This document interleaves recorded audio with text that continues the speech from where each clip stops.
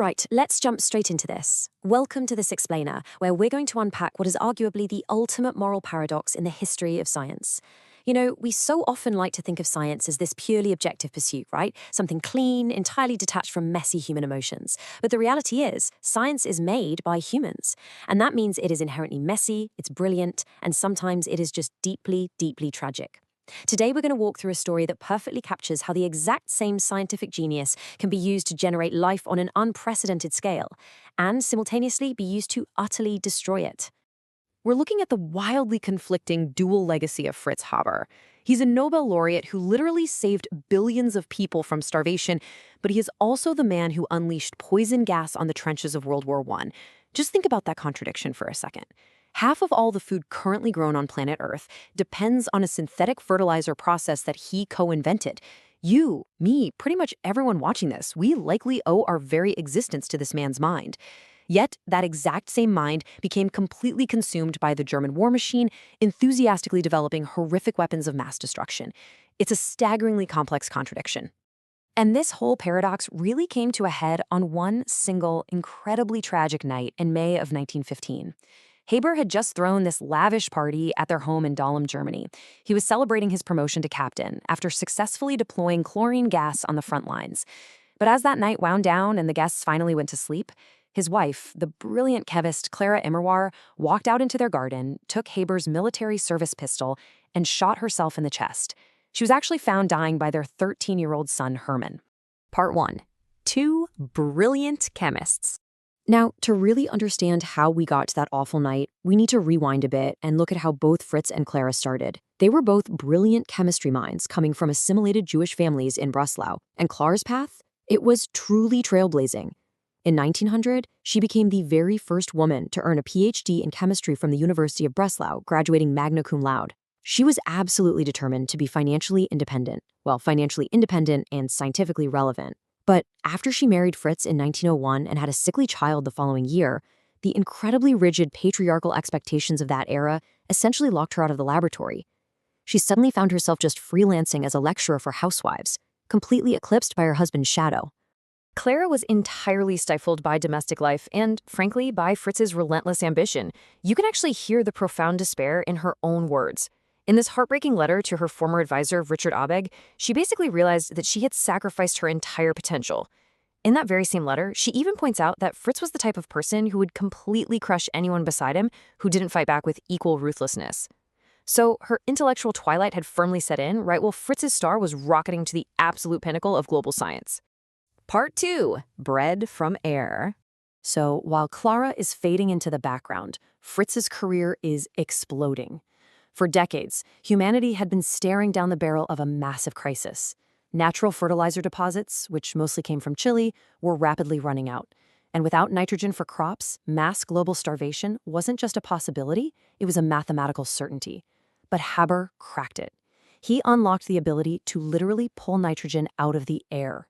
He figured out how to synthesize ammonia using the very air we breathe, creating a synthetic fertilizer that totally untethered human agriculture from those scarce natural deposits. Teaming up with Carl Bosch, who scaled the whole thing for industry, Haber basically invented a way to pull bread from air. It was an absolute triumph of physical chemistry, and it's what won him the Nobel Prize in 1918. Over 100 million tons. To put his achievement into perspective, that is the amount of synthetic fertilizer produced annually today. It's a mind-boggling number. That production sustains literally half of the global population. I mean, if his story just stopped right here, he would undoubtedly be remembered as one of the greatest, most unambiguous heroes in human history. Part 3. The Chemist's War. But then World War I breaks out, and everything shifts. Haber was fiercely patriotic. His core belief was that in peacetime, a scientist belongs to the world, but in wartime, a scientist belongs strictly to his country. Germany was desperate for explosives, and they desperately needed a way to break the horrific, bloody stalemate of trench warfare. So Haber rapidly militarizes his science. He personally oversaw the devastating release of chlorine gas against Allied troops in Flanders in April 1915. And he didn't just design these weapons from some cozy, safe desk in Berlin. No, he actually went to the front lines at Ypres, Belgium. He stood there and supervised the opening of thousands of cylinders of chlorine gas, watching a dense, yellow-green cloud drift over the French and Canadian trenches, causing unimaginable suffering and mass casualties. He went so far as to mathematically calculate the efficiency of poison gas. He vigorously defended his weapons by arguing that, hey, death is death, regardless of how it's inflicted. He even formulated what became known as Haber's rule, which is this chillingly simple algebraic equation that essentially turns human suffering into a math problem. When he faced fierce criticism from his fellow scientists and from his own wife, Clara, for violating international law on the fundamental ethics of science, Haber was completely unfazed. In his mind, he was saving German lives by forcing an early end to the war. Part 4, History versus Myth. Which brings us back to that terrible night. When Haber returned home to celebrate his promotion, what actually drove Clara to take his service pistol and end her life? For a long time, especially in the 1990s, a very popular narrative emerged.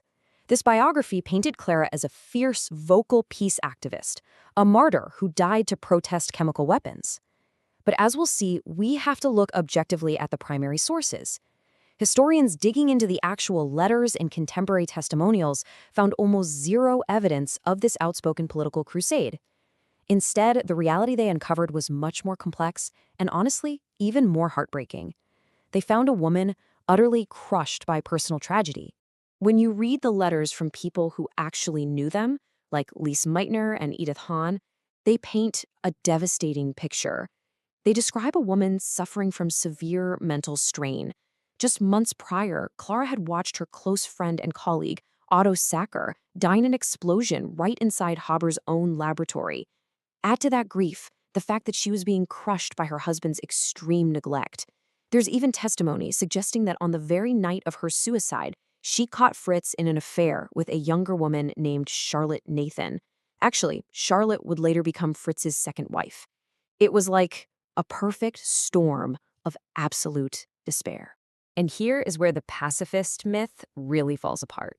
Setsuro Tamaru, a former colleague, wrote a letter to Clara explicitly outlining a very strong pacifist anti-war stance.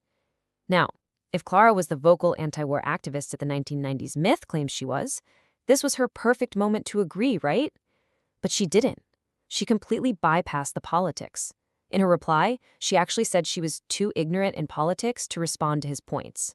Instead, she just wrote back about how sad she was about their separation and how entirely exhausted she was from running a makeshift kindergarten for 57 poor children. Following her death, the tragedy just compounds. The very next morning, Haber left for the Russian front. Think about how bleak that is. A husband, leaving his newly traumatized 13-year-old son, who had literally just found his mother's body, so he can go oversee more gas attacks. For years, people use this exact detail as proof that Haber was just cold, robotic, and evil. But again, history is messy. Letters from Lise Meitner suggest that Haber actually pleaded with military command to delay his deployment because of his wife's suicide. But the military gave a hard no.